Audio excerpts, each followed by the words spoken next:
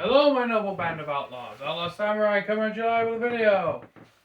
You saw the title of this video. This is the next installment of the Jason Voorhees franchise. Almost kicked the table over. But in any case, you're probably wondering, Outlaw, no Jason Voorhees mask?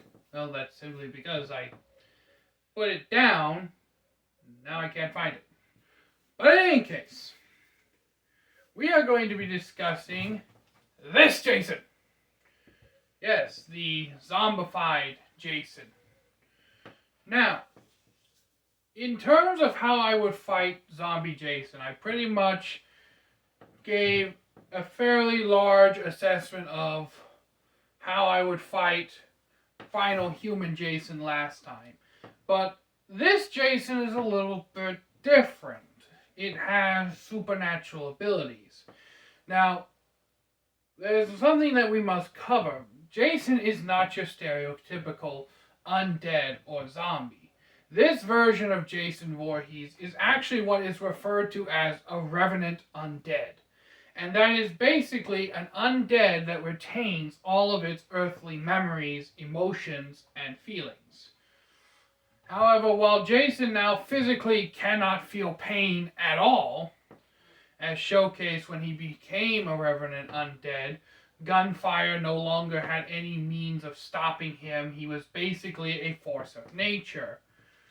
Now, as for fighting this revenant undead Jason, the standard ploys that I would use before can no longer really apply here, simply because of the fact that because he is undead in this, he is now immune to conventional physical damage. But, luckily for us, there are ways of stopping revenant undeads. These usually involve burying the revenant undead in a place of his origins. For those of you who have seen the Fafna movie with Five Nights at Freddy's, how you would snap trap or spring trap or whatever the hell the bunny suit name is. No, I will not be using pictures for the bunny suit one. You can look that up on your own. It's also a revenant undead. And the way that you could stop him, if you were to apply the laws of a revenant undead, is simply bury him under the pizzeria. That would basically quell his eternal soul. The same with Jason. And why at the end of the sixth or seventh movie, it's the one following part 5. But in any case, at the end of that movie, we see Jason be sunk at the bottom of Camp Crystal Lake. And it's not until an electrical current in the next movie, I believe it was Jason Takes Manhattan, that Jason is revived. Which, to a lot of fans, Jason Takes Manhattan is the chronological end of Jason. Not a lot of fans really like the whole demon Jason worm sperm thing. And also people don't like Jason X, which I will also be doing a Jason X video. But I digress. Now, how I would deal with this reverent undead Jason. Well, first of all, I'm limited in my abilities on locations to fight him. I have to fight him near or around Camp Crystal Lake in order to have any chance of defeating him. Now, because Jason is now a revenant undead, fighting him becomes more difficult. As before, I could take advantage of the fact that Jason was human and sever vital blood and attack vital arteries, limbs, etc. In this instance, what I would have to do is actually use occult magic to fight occult magic. If you ever saw the show Jackie Chan Adventures, my favorite character is Uncle from that show, by the way. He always said, "Hi-ya! Magic must defeat magic! You more great 5Gs all, you more great 5Gs all." Uncle was my favorite character from that show. Best character, he's the GOAT. fight me on it. But in any case, what he says is true. Magic must defeat magic. And what do I mean by that? Well, obviously, most of the time when people deal with the occult, they're pretty much anything to do with dark occult magic. You generally have two types to fight it with. You can either use occult magic or you could use holy magic. And I know what you're going to say, Outlaw. You prefer the demon's path to a holy one. Why would you use holy magic? Well, I look at it like this. Fallen angels were still angels once. Just because I preferred to live the way of the demon instead of the way of the saint does not mean that I am not open to using holy magic. And in this case, what I would use is exorcism. Spells, incantations, and potions that have to do with exorcism as a way to exorcise Jason's soul from his body.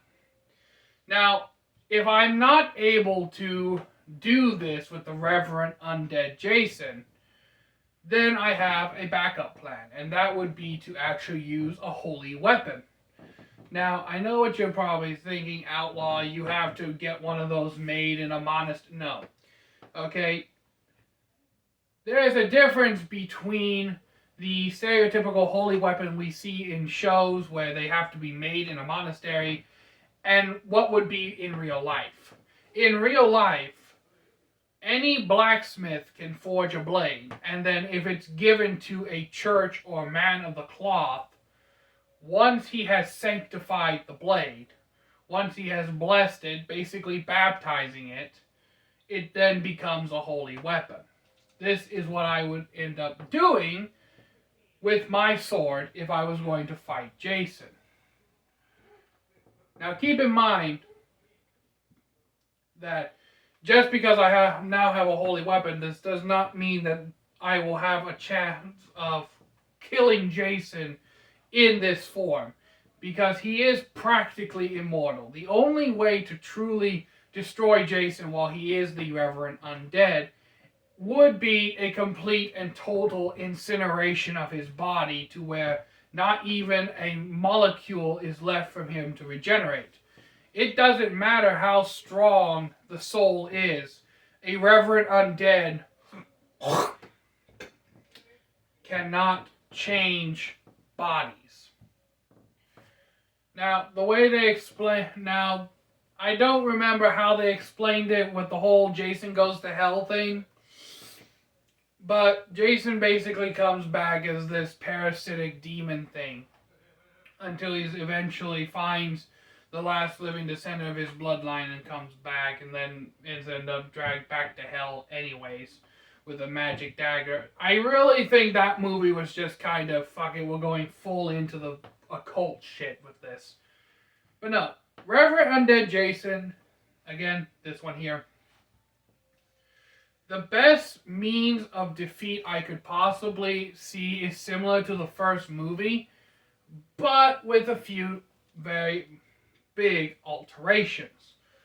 Whereas, firstly, I wouldn't just chain Jason to the bottom of the lake and be done with it.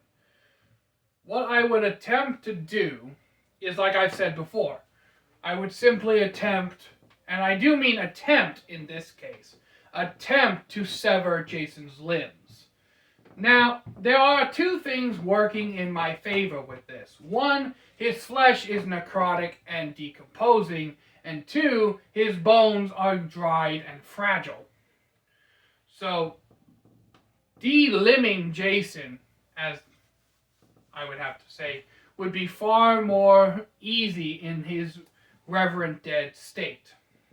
And once I had rendered Jason no longer a threat, considering that I would immediately go to try to just full-on de-limb Jason, once I had rendered him no longer a immediate threat, that is when I would actually go for the decapitation, and instead of sinking Jason as one solid piece, I would sink his individual body parts all around the Camp Crystal Lake area, or I would immediately try to dispose of them far, far away. It always comes back down to, in order to defeat Jason Voorhees, you literally need to chop him into pieces and separate those pieces as far away as physically possible.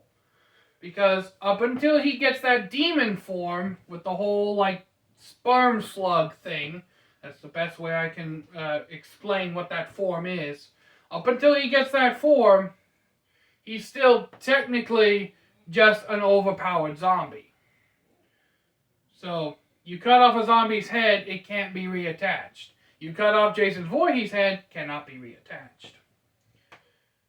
Now, I know this is a slightly shorter video, but at this point, I've pretty much given so many different strategies and basic forms to kill Jason Voorhees already that I really don't have much more to add, and I don't want to ramble and make the thing longer than it has to be. We're already at 11 minutes. Now, I will make the cyborg Jason his own video. But while I'm here, I might as well just clear up the I'm actually going to make this sperm zombie Jason too. So sperm demon Jason is in effect Jason when he returns from hell.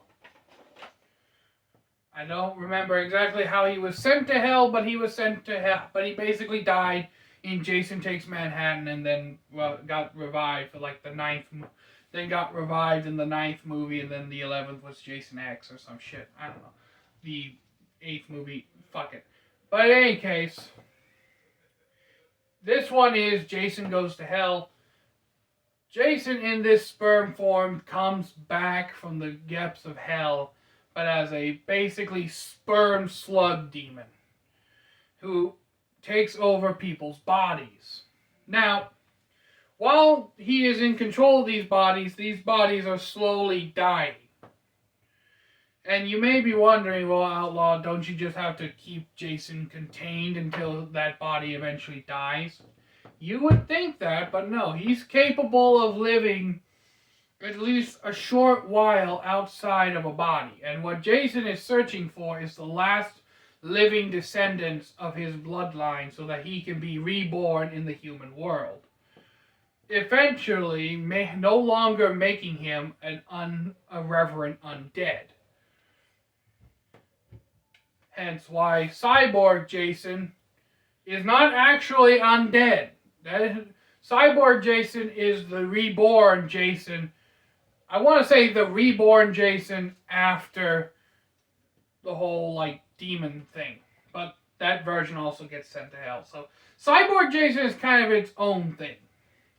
I really think they were just kind of running out of ideas at that point. But in any case, I keep mentioning Cyborg Jason. So in any case, it's revealed through the means of some kind of, I want to say, cowboy biker dude, that the only way to kill this version of Jason Voorhees is, of course, with an enchanted dagger that will send his soul back to hell until we got the Jason vs. Freddy movie. And that Jason is a completely separate thing altogether. That's like the revived Reverend. Basically, the Jason in Jason vs. Freddy is the Reverend Undead kind, and I've already covered that in the latter half of the beginning of this video, how I would do that. Basically, it all revolves around the same thing.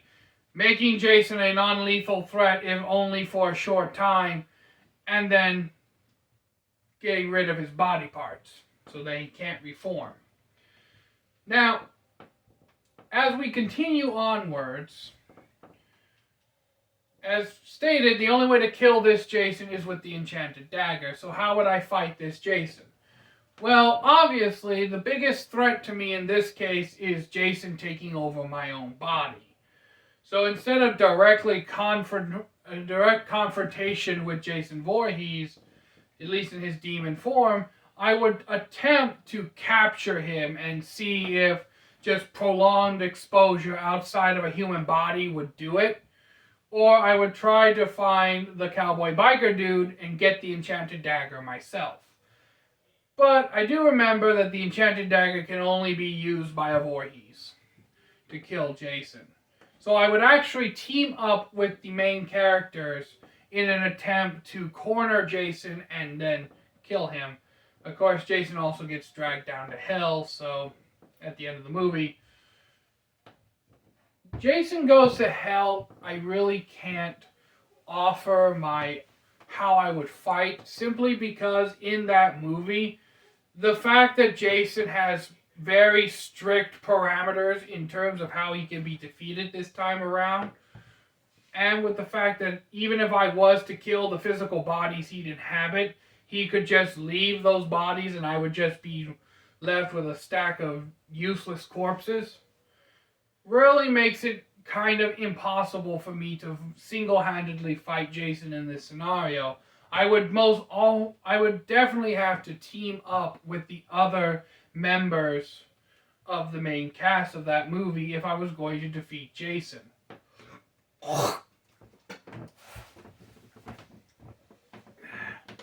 So, with that in mind, we've reached the 16-minute mark, and I'm trying to keep this video below 20.